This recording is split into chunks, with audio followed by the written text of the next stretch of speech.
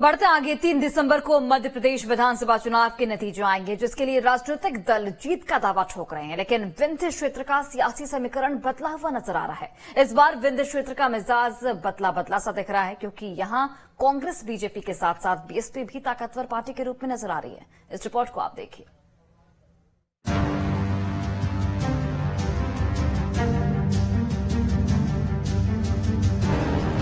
मध्य प्रदेश की सियासत में विंध्य का एक अलग ही रुतबा है। विंध्य ने एमपी को कई दिग्गज नेता दिए तो कई सियासी समीकरण बनाए और बिगाड़े भी। इस बार भी विंध्य पर सभी सियासी दलों की पैनी नजर है। 9 जिलों की 30 सीटों में से 20 पर बीजेपी कांग्रेस में सीधा मुकाबला दिखाई दे रहा है, लेकिन 10 सीटों पर त्रिकोणीय मुकाबले ने प्रदेश की सियासी फिजा बदल दी है, जहां कांग्रेस बीजेपी के साथ साथ बीएसपी भी ताकतवर पार्टी के रूप में नजर आ रही है। विंध्य की 10 सीटों की बात करें तो सतना, रायगांव, नागौद, मैहर, सिंगरौली, सिरमौर, सिमरिया, त्योंथर, देव तालाब, सीधी में कांग्रेस के कमजोर होने का कारण भी वहां बहुजन समाजवादी पार्टी या जो सपा का एक्टिव होना रहा है, और बीएसपी ने कांग्रेस पार्टी को बहुत नुकसान किया, हर चुनाव में करती है। और इस बार भी जो स्थितियां सामने दिख रही हैं, वो कई जगह बहुकोणीय मुकाबला होने से भी जो स्थितियां हैं वो कुछ जगह पर कांग्रेस के खिलाफ जा सकती हैं, कुछ जगह भारतीय जनता पार्टी के। यदि सीधी में यदि केदार शुक्ला भाजपा से बगावत करके मैदान में आते हैं तो वहां भी फर्क पड़ेगा, और बहुजन समाजवादी का फैक्टर समान रूप से पूरे विंध्य में है। विंध्य की त्रिकोणीय मुकाबले वाली 10 सीटों के मतदान प्रतिशत पर नजर डालें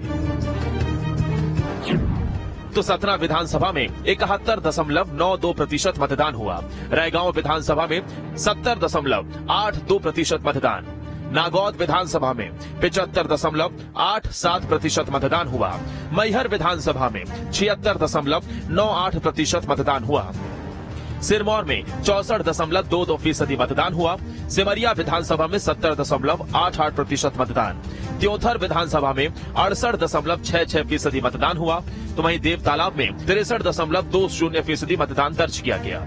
सीधी विधानसभा में 69.57% मतदान हुआ, तो सिंगरौली में 72.97% मतदान हुआ। विंध्य की इन सीटों पर कांग्रेस बीजेपी अपनी अपनी जीत का दावा कर रही है, तो वहीं बीएसपी को भी पूरा भरोसा है कि इस चुनाव में जनता बहुजन समाज पार्टी का साथ देगी।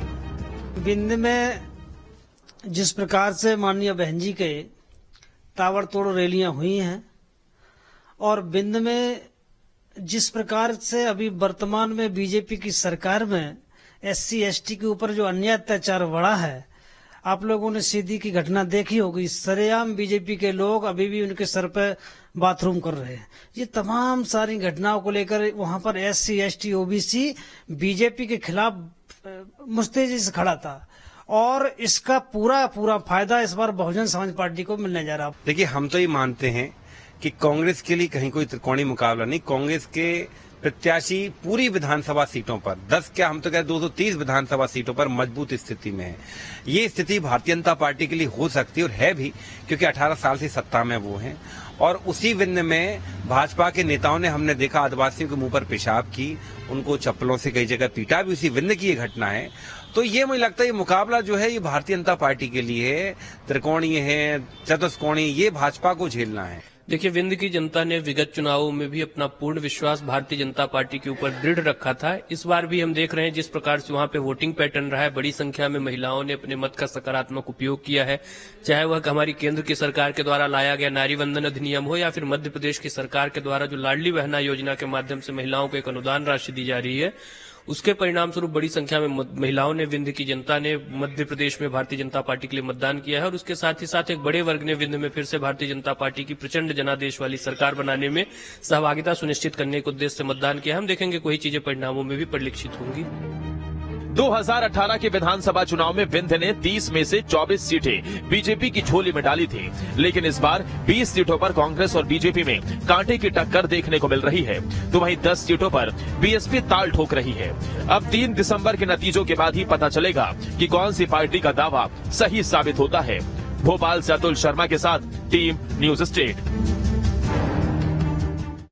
और वे देखिए